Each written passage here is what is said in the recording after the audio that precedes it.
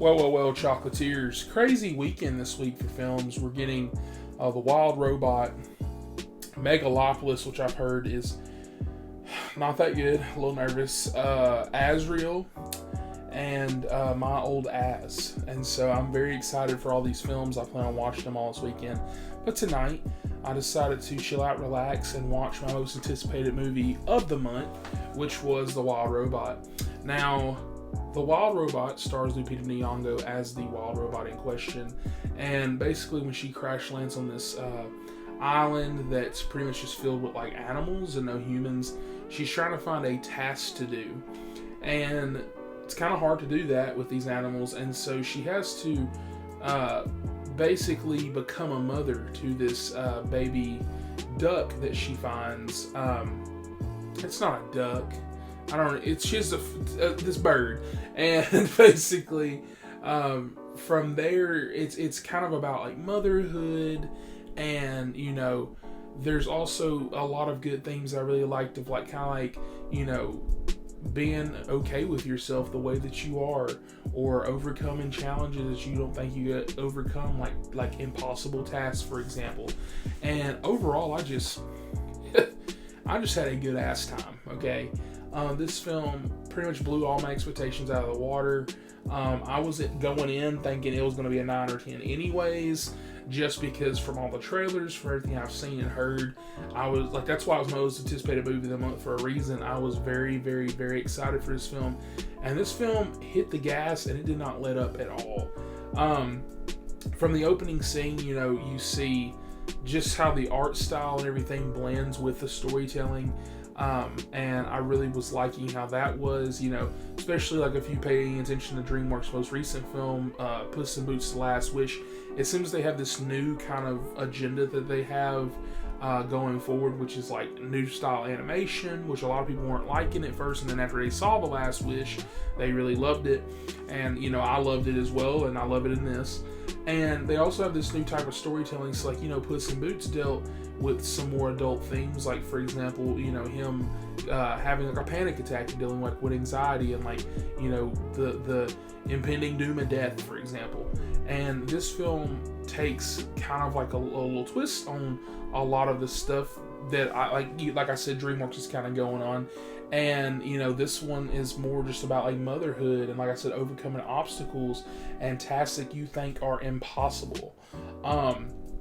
I think that the performances in this movie, which actually, that's the main thing I want to point out, was pretty great.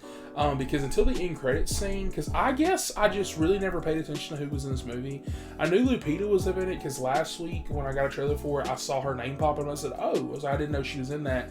And so I thought she was playing a human character. I did not know she was the robot.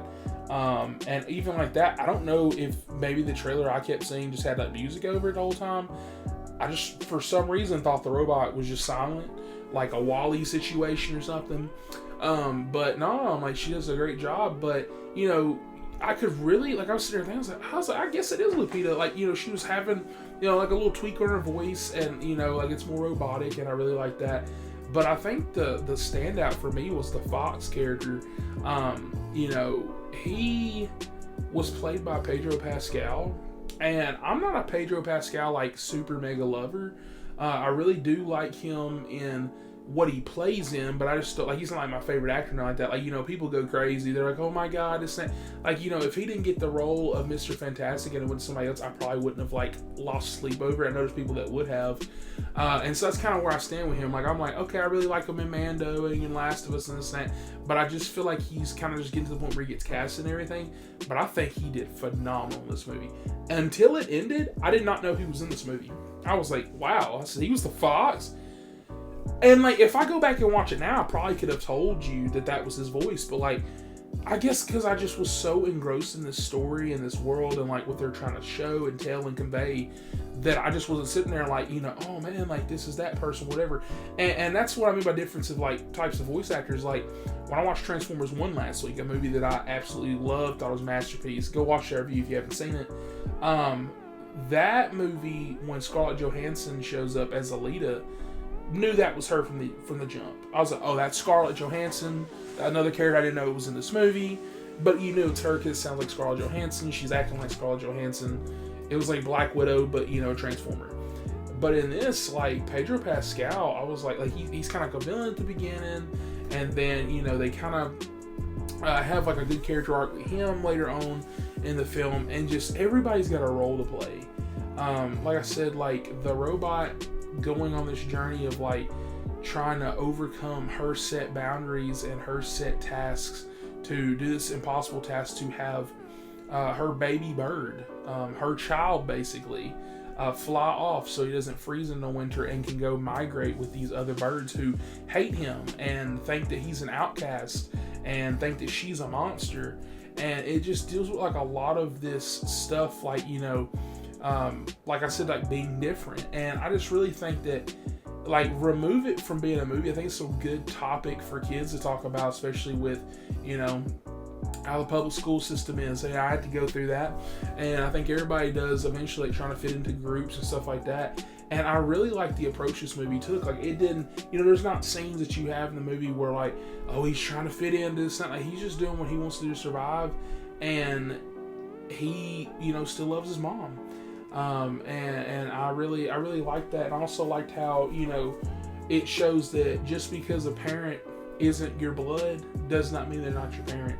And I'm not saying that's what they were fully conveying, but I really did like the whole thing that they were doing, kind of like with that, because a lot of times you'll have, you know, different families where somebody's coming in here, somebody's doing that. And so I really think that's a good message to convey. And I was proud of DreamWorks. I said, wow.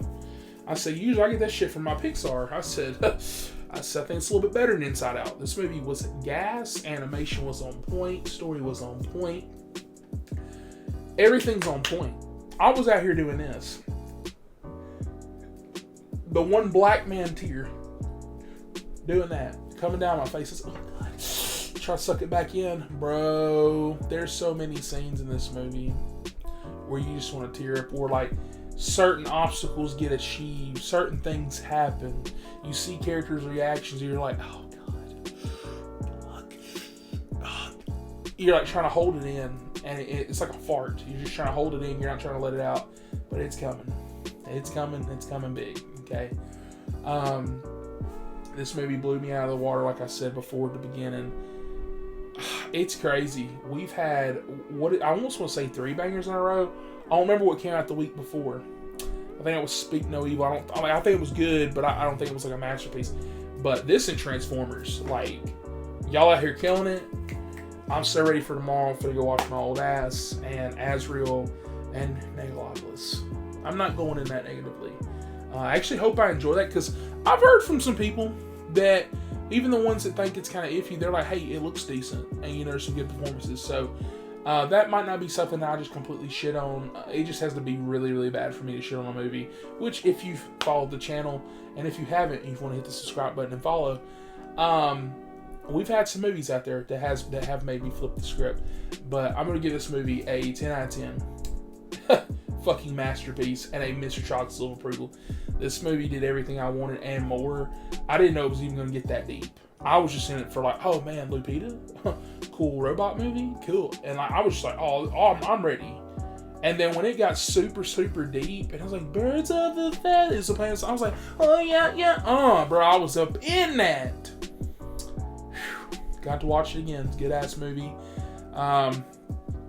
Please like and subscribe for more. Comment down below. Let me know your thoughts on this film.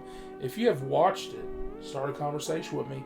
Let me know if you agree with my score, if you didn't, and let me know what your favorite anime movie of the year is. So far, this is it for me. I think number 2 would be Transformers. Number 3 would be Inside Out. I think I've seen more, but I can't think of them right now. Just those top 3.